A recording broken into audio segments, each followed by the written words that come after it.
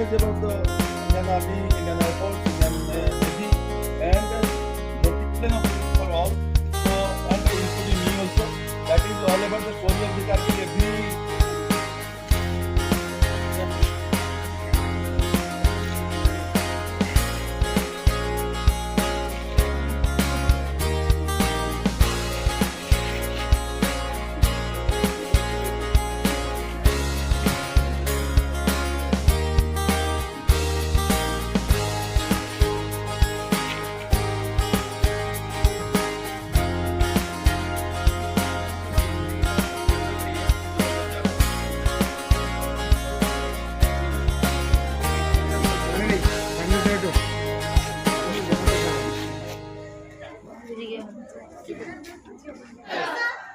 So all of you know the importance of this day. Today we have a very great day, and this is a very memorable day because on this day we won over Pakistanis regular armies in the sector Kargil and Dras. All of you know this war was a very famous war because we fought it behind everything. It was a very tough of the hill ranges of the mountain Himalayas and 17 to 18,000 kilometers away from the sea level. In spite of ideal and very bad climate of minus 50 degrees 50 degrees Celsius temperature, our braveheart soldiers fought against Pakistanis and finally we won the war. So this day is famous as a Kargil war because the war was fought at the spot of the Kargil. Kargil is a top ranges, you can say ranges of Himalayas, and it was guarded by our Indian soldiers, which were forcibly captured by them during the snowfall. After snowfall, the temperature goes down to 50 to 60 degrees centigrade there. So this is the second coldest inhabited place in the world. Second coldest inhabited place in the world, as you know, as you read in the geography also. So first is Siberia, then comes this Dras. तो वहाँ के हिंदी में भी बताता हूँ थोड़ा को आपको, इतना टेम्परेचर डाउन जाता है तो वहाँ हाथ और पैर जो आपका जो है काम नहीं करता वहाँ पे. तो ये जो वार शुरू हुआ था during the month of May, it started exactly the date was 2nd May when we concentrated there in the front area, and the exact war started from 8th May. It is between 8th to 10th May, which is still confusion. So you can take the day, exact day as 8th May. 8th May के बाद फिर ख़त्म हुआ था ये 26 जुलाई को. 25th night को हम वार डिक्लेयर किया, मतलब वार जो है वोन कर लिया गया, जीत लिया गया करके डिक्लेयर किया. 26th morning we was there practically, as you know. I am the eyewitness of the war completely, not eyewitness. I fought the war. It was just happened in front of me, in the eyes of me. So it was very painful and ordeal days during those period, and we stayed there out of imagination. You can't also imagine a person can survive there within this temperature. So आपके normally जो freeze में temperature होता है कितना 0 और -1 2 जाने से freeze हो जाता है, वो बर्फ बन जाता है सब चीज़, और उसके बावजूद भी आप वहाँ पर रहते हो -40 to 50 डिग्री टेम्परेचर से. नॉर्मली अगर एग्जांपल दूंगा मैं आपको, आप कुली करते हैं सुबह, जो हम मॉर्निंग में कोलगेट करते हैं, पानी जो कुली करके बाहर निकाल देते हो तो कुछ सेकंड के बाद वो बर्फ हो जाता है, पीछे मुड़ के देखोगे तो this was the situation there. और तकरीबन जो 5-6 फुट बर्फ़ के ऊपर आपको चलना होता है, 5-6 फुट बर्फ़ नीचे जमा हुआ होता है, उसके ऊपर आप चलते हो. So this is all about the Kargil and situation there.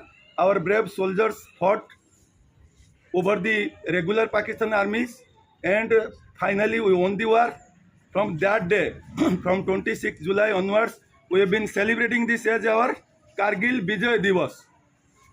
ठीक है, many विजय दिवस आर देयर. 1961 में वार था चाइना के साथ, then 72 is with Pakistanis, then after 72 there is no war.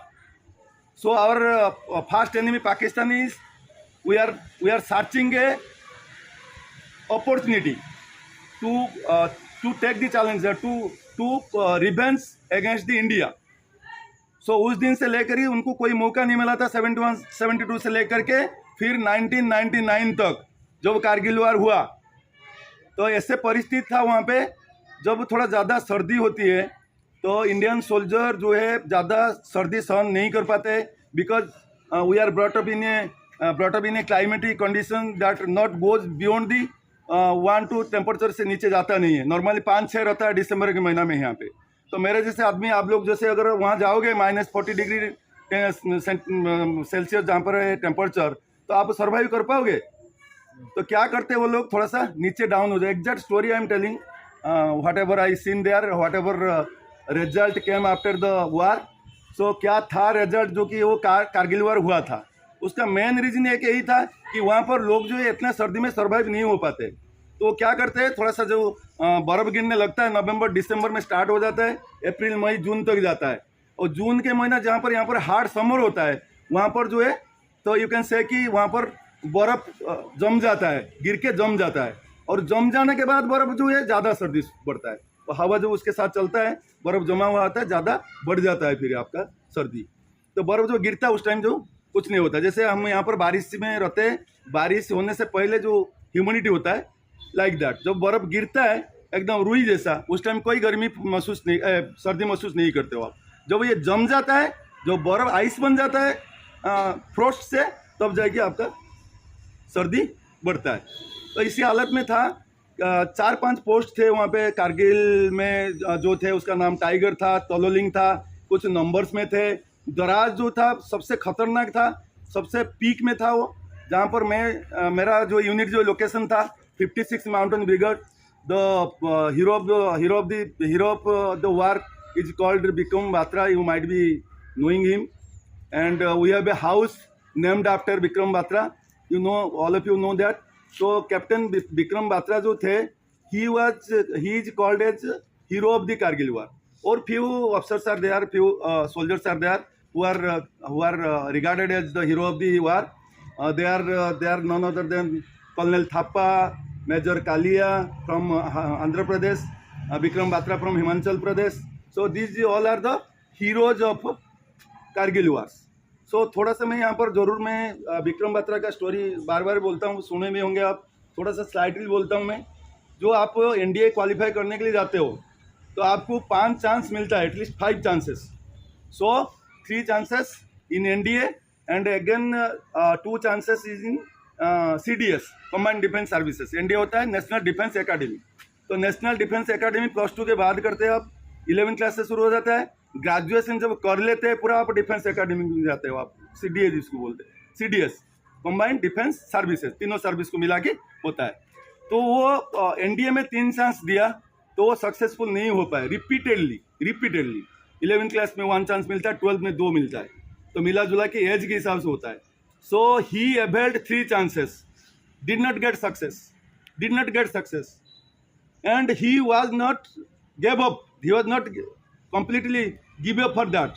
Again he took 2 chances in CDS, combined defence service के लिए। Graduation जब कर लिया था वो, अगेन 2 चांस में, लास्ट चांस में वो सिलेक्ट हुआ था। सो उन्होंने सोचा है कि मैं अगर पैदा हुआ हूँ तो मेरे से कुछ अच्छा काम होने वाला है, जिसके वजह से 5th चांस में मैं सिलेक्ट हुआ, 5th चांस में। So you people have that patience. Can anybody से कि 5th चांस तक आपका पेशेंस रहता है? तो पता है जो है कि कहा जाता है कि सोल्जर का कुछ स्पेशल क्वालिटीज होता है जो कि भगवान पैदा करता है जब सोचता है कि सोल्जर ही बनेगा। तो you can imagine a person who is giving 5 chances to get select in the Indian army. So how can be he patient and what level of motivation was given by his parents, was given by his teachers, so that he became a officer, Indian Army officer after 5th chance. So this was a very little story behind the Vikram Batra's successfulness. And वो कि बहुत गरीब घराना का आदमी, कोई कृषक का वो था। पापा उसके छोटे मोटे स्कूल में कहीं टीचरशिप करते थे, उसके बाद फिर रिटायर्ड हो गए थे। तो वो दिल में लगा लिया था। जब वो गुजर रहा था हमेशा ड्रिल देखने मिला सर, टाइम होता था ना, ड्रिल देखने मिलता था उनको, ड्रिल करते हुए सोल्जर को देखता था। इसलिए हिमाचल प्रदेश में ऐसे कोई एक भी जमीन नहीं मिलेगा जिसमें सोल्जर का एक्टिविटी नहीं है। तो हिमाचल प्रदेश, J&K, जम्मू कश्मीर, ये सब ऐसे जगह है, हर कदम कदम पे आपको फोर्स मिलेंगे ट्रेनिंग करते हुए, लड़ाई लड़ते हुए। जैसे इंटरनल में सब इंसर्जेंट होता है, जो आप हमारे जो टेररिस्ट है उनके एगेंस्ट में खिलाफ में लड़ते हैं, जो तो इंटरनल होता है इंडिया के अंदर, वो सब। तो ऐसे हर जगह एक्टिविटी मिलता था। तो उनके पापा के साथ जो निकलते थे वो, तो बोलते थे पापा मुझे भी एक दिन सोल्जर ही बनना है और ऐसे ड्रेस मैंने पहनना है। उसे पापा बोलते बेटा आपको उसके लिए तो पढ़ना पड़ेगा, अगर पढ़ाई ठीक करोगे तो आप बन सकते हो सोल्जर। बिकॉज कि 10 लाख या 15 लाख स्टूडेंट्स में सिर्फ 150 या 200 बच्चे NDA क्वालिफाई होते हैं। कितना में से 15 लाख अभी हो गए होंगे। During my time it was 8 to 10 lakh students who appear in the same time for the NDA. Only 150 to 200 are vacancy and they filled in these vacancies for the NDA Khadakwasla Pune. और CDS में 400 लगभग बच्चे जाते हैं, उसमें से 20 लाख लगभग जो है अपियर होते हैं एग्जाम में। So through a random selection this thing procedure, they went to the SSB board and got selected finally after you can say ki 8 to 10 stages of interviews. So these are the things to become an Indian Army officer and soldier. You know better कि soldier matric से शुरू होता है, +2 कर दिया, अभी अग्निवीर वगैरह ये सब निकला है। मैं ये कह रहा हूँ कि कुछ लोग जो है इंटरेस्ट होना चाहिए, उसमें भी ज्वाइन करो, देश सेवा के लिए अपना मन को लगाओ। मैं अगेन बोल रहा हूँ, everyone born here to live, but a soldier born for the nation, for the country and his countrymen. तो फर्क ये है, सब लोग यहाँ पर पैदा होते हैं, एक दिन मरते हैं। एक सोल्जर मरता है जो बॉर्डर में, तो उसको शहीदी कहलाते हैं। उसको लाखों लोग जो है उसके डेड बॉडी में पागल होते हैं, उनके पीछे पीछे फॉलो करते हैं। तो मैं कारगिल वॉर में जब था, शायद मेरे साथ जो भी थे, they were the luckiest person who died there. And I am here only because I am not lucky to give my life for the sake of the country. So इसलिए आपके सामने हूँ। शायद मैं बैड लक था जो कि मैं वहाँ शहीद नहीं हुआ, तो इसलिए शायद आपके सामने हूँ।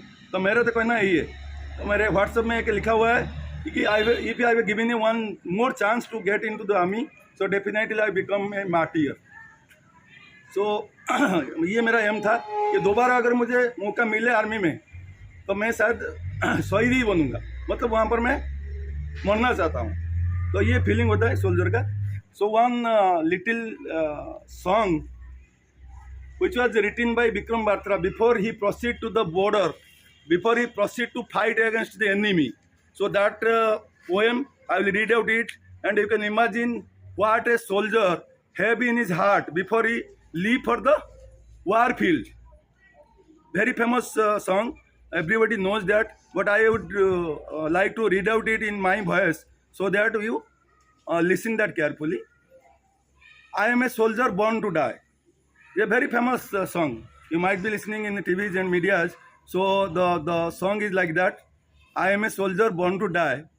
If I die in a war zone, listen carefully and try to understand the meaning. If I die in a war zone, box me up and send me home. Put my medals on my chest. आपको यहाँ बता दूँ, मैं medal, soldier जो है अपने life से भी ज़्यादा बढ़कर प्यार करते हैं उसे। मेडल जो यहाँ पर लगता है, उनका प्राइड ये होता है कि मैं फलाना जगह पे सर्विस करके आया हूँ, फलाना वार पे मैं पार्टिसिपेट किया हूँ। जैसे कारगिल वार में हूँ तो मेरे को एक स्टार मिला है, कभी मौका मिले तो सब मेडल्स मैं लाइक दिखाऊंगा। There are 15 to 20 medals are there which are I displayed on my wall of the entrance room. So you students, if you going sometime that side, you can see it in my wall.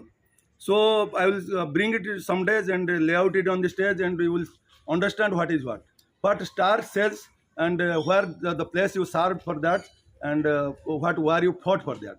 So that is medal. medal इसलिए बोला गया, put my medals on my chest. और एक बात बता दूं, एक soldier ही है फॉर्चुनेट कि त्रिरंगा का जो झंडा है, वो जो मर जाता है उसके ऊपर सर वो त्रिरंगा बिछाते हैं उसको। उसका कफन जो होता है क्या होता है, त्रिरंगा ही होता है। कोई राजनेता आजकल शुरू कर दिया है बिछाना, लेकिन they are not authorised. Even also IPS officer, IAS officer, कुछ किसी को भी ले लो, nobody is authorised to use as coffin of his dead body, that is त्रिरंगा झंडा। तो इसी प्रकार होता है, मतलब उसका झंडा रख देते हैं, उसके बाद उसके मेडल्स उसके ऊपर रखते हैं, उसके बाद उसका डेड बॉडी जो है लेके जाते हैं मार्च करके।